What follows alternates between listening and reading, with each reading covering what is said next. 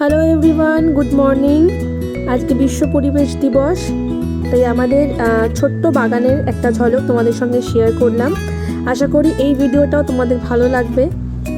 তো শুরু করছি আরও একটা সুন্দর দিন।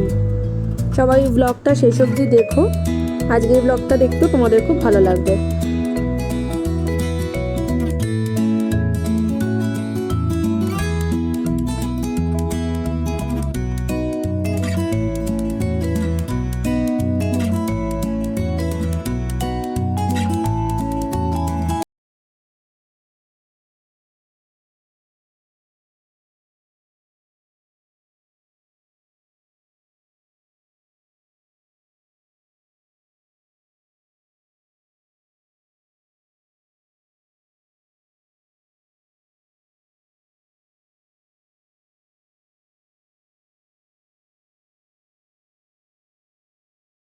Hello everyone, welcome to my channel মঙ্গলনা by Rituparna. Thanks for watching my channel. হ্যাঁ, আজকে আমার ব্যাকগ্রাউন্ডটা আলাদা। আমি এখন রয়েছি রান্নাঘরে, রান্না করছি। তো আজকে একটু স্পেশাল দিন, তো ওই জন্য আমি একদম পুরোপুরি মামনিকে রান্নাঘর থেকে বের করে দিয়ে আমি পুরো রান্নার দায়িত্ব নিয়েছি। আজকে হচ্ছে সব থেকে বড় যেটা হচ্ছে বিশ্ব পরিবেশ দিবস, সেটা নিয়ে আমি একটু কথা বলবো। আর একটু রান্নার আওয়াজ পাবে তোমরা। আচ্ছা, যাই হোক, তো আরেকটা হচ্ছে যে মামনি বাবার অ্যানিভার্সারি, তো ভেবেছি এটা ওরা দুজন খেতে ভালোবাসে, সেরকম কিছু রান্না করব। তো বাবা আমার হাতে দই কাতলা খেতে খুব ভালোবাসে, তো ওইটা বানাবো। আর এখন আমি শুক্তো বানাচ্ছি। শুক্তো আমি বানাতে জানি না, বাট এটা মামনি আমাকে পুরো রেসিপিটা বলে দিয়েছে। মামনি খুব খুব খুব ভালো বানায় শুক্তোটা। তো এখন সেইটা বানাই, সেটাও তোমাদেরকে দেখাচ্ছি। তো এই তৈরি হচ্ছে আমার শুক্তো, কিন্তু এখনো অবধি জাস্ট একটু সবজিগুলোই মানে একটু ভেজে জাস্ট জল দিলাম। তো বাকি জিনিস কি কি করবো সেগুলো হবে। তো ঘেমে অবস্থা খারাপ, এখন গরমকালে রান্না করা মানে খুবই কষ্টের ব্যাপার। তো যাই হোক, আমি দই কাতলাটা আমার হাতে যারা যারা খেয়েছে, মানে আমার বাড়ির সবাই খুব ভালো বলে। তো আমি চেষ্টা করছি ছোট করে রেসিপিটা তোমাদের সঙ্গে শেয়ার করা, যদি ইজিয়েস্ট ওয়েতে দই কাতলা তোমরা বানাতে পারো। আমি ট্রাই করছি যাতে তোমাদের দেখাতে পারি রেসিপিটা। আর কি কি করব তো তোমরা পুরো ব্লগটাতে দেখতে পাবে, সঙ্গে থেকো। তো ইজিয়েস্ট ওয়েতে কীভাবে দই কাতলা বানানো যায়, খুবই সিম্পল রেসিপি আমি তোমাদের সঙ্গে শেয়ার করছি।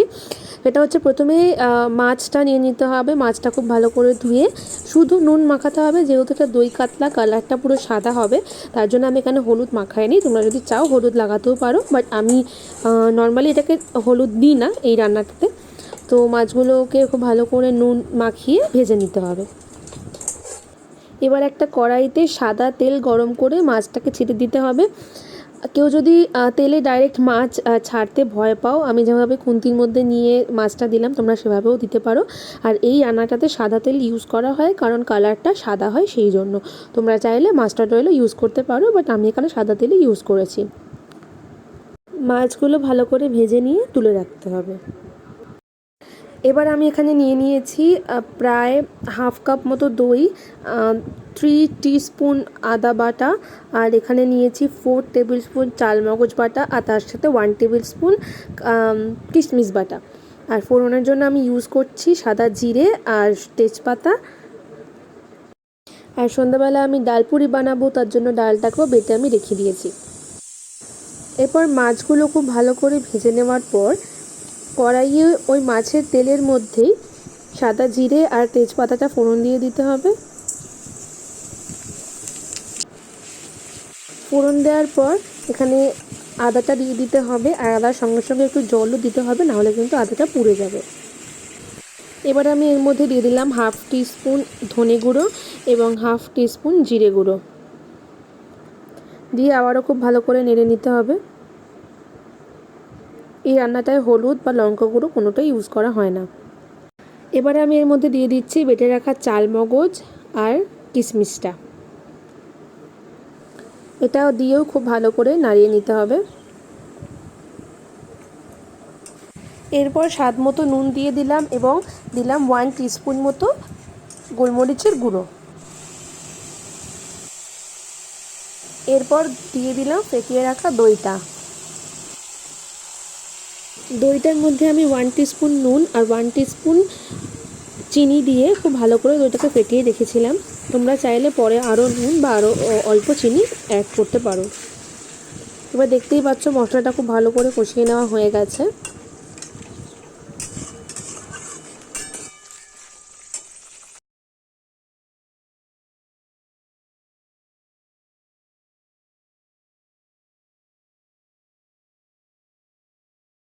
এরপর প্রায় 4টে মতো কাঁচা লঙ্কা চিড়ে দিয়ে দিতে হবে। আর তার মধ্যে আমি দিয়ে দিলাম জল, কারণ মশলাটা খুব ভালো করে কষিয়ে নেওয়া হয়ে গেছে। এবার জলটা দিয়ে তার মধ্যে মাছগুলো দিয়ে ঢাকা দিলেই রেডি হয়ে যাবে দই কাতলা।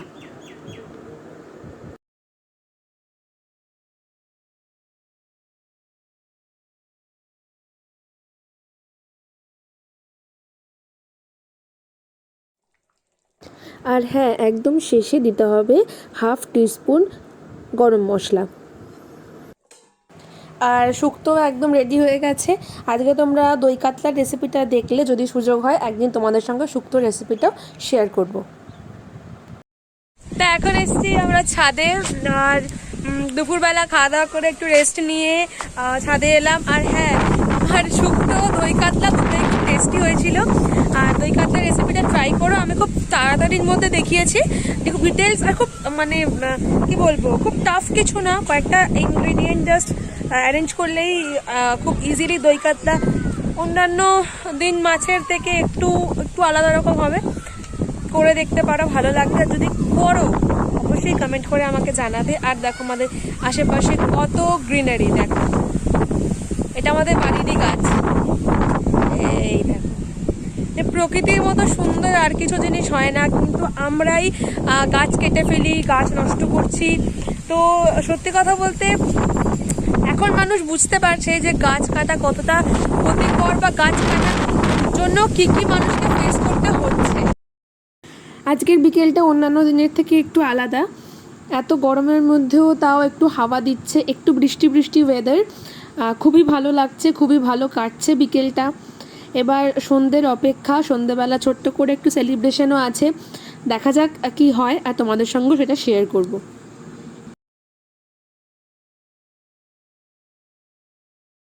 তো হয়ে গেছে সন্ধ্যেবেলা। এবার এই সুন্দর কেকটা বানিয়েছে দিদিভাই মানে আমার ননদ, খুব সুন্দর বানিয়েছে কেকটা, যেমন দেখতে সুন্দর হয়েছে তেমন খেতেও খুব টেস্টি ছিল। আর সবথেকে বড় কথা, কেকটা দেখে মামনি বাবা, যাদের জন্য কেকটা বানানো, তারাও খুব খুশি হয়েছিল।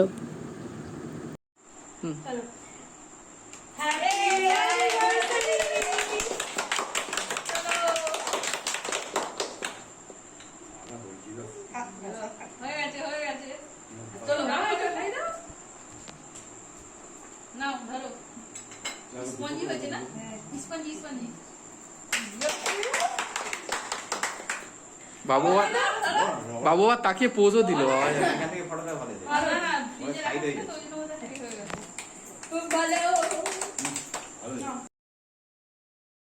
আর আমাদের বাড়ি যে কোনো সেলিব্রেশন মানে একটা দুটো বাজি তো ফাটানোই হবে। আর এই যে রং মশালটা তোমরা দেখছো, এটা আমার বাবার হাতের তৈরি।